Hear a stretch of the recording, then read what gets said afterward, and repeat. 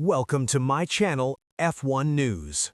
Lewis Hamilton felt something inside that Ferrari, something that should not be possible, because this car is still down by nearly 30 horsepower, and yet at Monza, it started behaving like it wasn't. No new engine, no miracle upgrade, just a hidden system that could completely redefine how performance is built in Formula One. A rotating rear wing that transforms on the straights, a redesigned floor unlocking stability the SF25 never had, and an energy gain so powerful it could erase their greatest weakness. If this is real, Ferrari doesn't close on Mercedes, they leapfrog them, and what unfolded across those 200 kilometers at Monza may have already decided the outcome of this entire season. Ferrari didn't suddenly become dangerous, they were always close. That's what made this so maddening, and now so threatening. From the opening race, the pattern was obvious. Australia showed it immediately. A strong car through corners, stable, planted, capable of fighting at the front in certain sectors. But every straight told the real story. They were hemorrhaging time, not occasionally, every single lap, because the engine simply wasn't there. They were running roughly 20 to 30 horsepower short compared to Mercedes, and in Formula One, that deficit is brutal. It stretches races, it destroys strategy, it turns a competitive car into a chasing car, and Ferrari felt it at every circuit. China looked like progress, Hamilton on the podium, a result that suggested momentum was building. But underneath that finish, nothing fundamental had shifted. They were still managing the gap, still compensating, still surviving. Then Japan stripped away any remaining doubt. Leclerc on the podium, Hamilton well behind. Same machinery, same conditions, yet over 10 seconds between them at the flag. That kind of margin doesn't come from driving, it comes from real limitations, and Hamilton said it plainly. Ferrari is not at the front. Right now, they are the third team. That statement reframed everything, because it wasn't frustration, it was a diagnosis, and Ferrari knew exactly what it meant. If nothing changed immediately, the season would be gone before it truly started. So they made a decision, not to wait, not to develop gradually, but to compress everything at once. An aggressive program, multiple test sessions, different circuits, relentless iteration, Fiorano, Mugello, and finally, Monza. But Monza is not just another development milestone. This is where theory collides with reality. 200 kilometers, that's the window. No race simulation, no extended runs, just a narrow opportunity to answer one question. Does the concept actually work? And this is why everything feels different now, because Ferrari is no longer reacting, they are betting. Betting on a solution that doesn't follow the conventional route. Not more power, not incremental gains, something else entirely, something deeper. And that is exactly what Hamilton began to feel. Because inside a car, you don't need full telemetry, you don't need confirmation from data. You feel balance, you feel traction, you feel when the car stops working against you and starts working with you.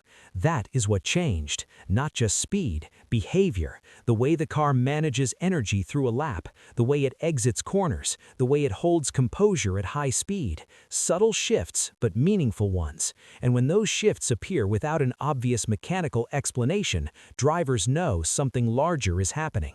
Ferrari didn't simply improve the car, they changed how it generates performance. And that shift is what makes Monza significant, not for what was visible, but for what it confirmed. Because if what Hamilton felt is genuine, Ferrari has already taken the first step towards something far bigger, something that doesn't merely close the gap, but rewrites the terms of how that gap even exists. Here is where everything connects. What Hamilton is sensing doesn't come from a single upgrade. It comes from the way everything is now linked. Ferrari didn't just improve performance, they restructured it. They created a system where every component supports the next, and the foundation of that system is something most observers overlook: the floor. Not spectacular, not visible from the grandstands, but absolutely fundamental. Because this new floor isn't just about downforce, it's about about control. Airflow is cleaner, more predictable, less reactive to changes in ride height, and that one detail changes the entire picture. Before this, Ferrari had speed, but not trust. The car could be fast, but not consistently, not in high-speed sections, not when the driver needed to fully commit.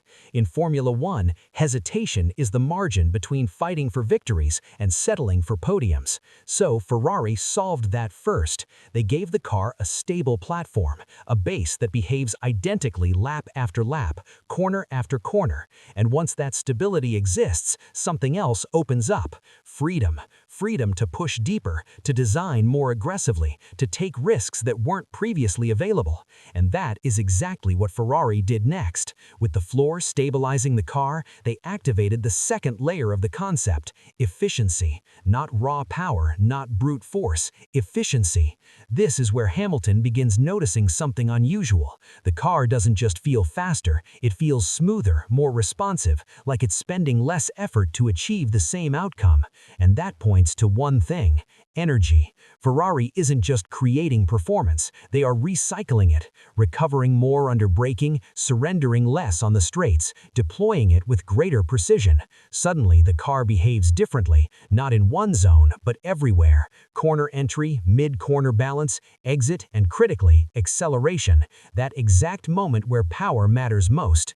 And here is where the illusion begins. On paper, Ferrari is still down on horsepower. That hasn't changed. But on track, it starts to feel like it has, because if you recover more energy, deploy it more efficiently, and cut drag at the right moments, you don't need to match power directly, you manufacture it indirectly. But here is the critical detail. This only functions when everything is perfectly synchronized. The floor, the airflow, the energy systems, every component must align. Every phase of a lap must connect. If one element breaks down, the entire concept falls apart. That is why Monza matters so much. This is the first time Ferrari runs everything together, not in simulation, not in theory, but at real speed, with live feedback from the driver. And that feedback is already raising questions, because what Hamilton is feeling doesn't match what Ferrari should logically be capable of right now. And when that happens in Formula One, people start watching closely: rivals, engineers, other teams, because they understand one thing: if Ferrari has discovered a method to produce performance without increasing engine output, this is not an upgrade. It is a new philosophy, and philosophies are far harder to chase, far harder to copy, and far harder to stop. So now attention shifts to the final piece, because if the foundation is solid, if the efficiency gains are genuine, only one element remains: the part that converts all of this into something truly unstoppable, something that has already made paddock conversations go quiet: the rear wing. This is not an upgrade, this is the trigger. Everything Ferrari has constructed leads to this point. On the straights, the wing rotates completely, not partially, not incrementally. It transforms the car from high downforce to extreme low drag. Speed jumps, but that's not even the primary gain. The real gain is invisible: energy. With less resistance against the air, the recovery system captures more than before. More energy means greater deployment. Greater deployment means stronger acceleration. And suddenly, Ferrari is no longer compensating for a disadvantage. They are manufacturing an advantage. And this is exactly what Hamilton has been feeling. The car doesn't just accelerate, it surges. It keeps pulling when the numbers say it shouldn't. It carries speed in a way that doesn't align with the data. And that is where everything becomes real. This is no longer theory, this is behavior, something the driver registers every lap, every straight, every corner exit. But here is where the risk is sharpest. The system must be perfect every single time. The wing must return to its original position before braking, instantly, with zero delay. If it doesn't, rear stability vanishes completely. And that failure already appeared earlier this season. Moments where synchronization broke broke down, where the balance shifted without warning. So Ferrari is walking the edge, one side a significant advantage, the other a critical vulnerability. The gap between them is timing, precision, control, and by all indications they're close enough to test it seriously at Monza, close enough for Hamilton to feel that surge, close enough to make rival engineers uneasy before they've even seen data, because teams don't wait for proof, they respond to signals, and this signal is unmistakable. If Ferrari makes this system dependable, they don't just close the gap, they reverse it, and the reaction is already building. Questions, scrutiny, concerns about safety, concerns about legality. When something looks this powerful, teams seek ways to challenge it before it even proves itself. But here is what makes this situation truly threatening. Even if the system isn't perfected yet, even if more development time is needed, Ferrari already has the next stage prepared. ADUO, a regulatory window allowing additional engine development, and Ferrari qualifies for it. They are down enough on power to be eligible, which means after Miami, further performance could be unlocked.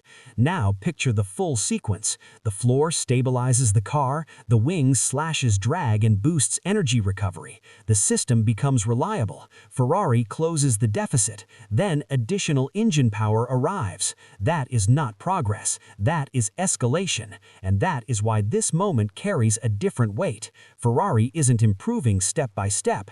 They are stacking advantages. Thanks for watching this video on my channel F1 News, and please subscribe my channel and press bell icon.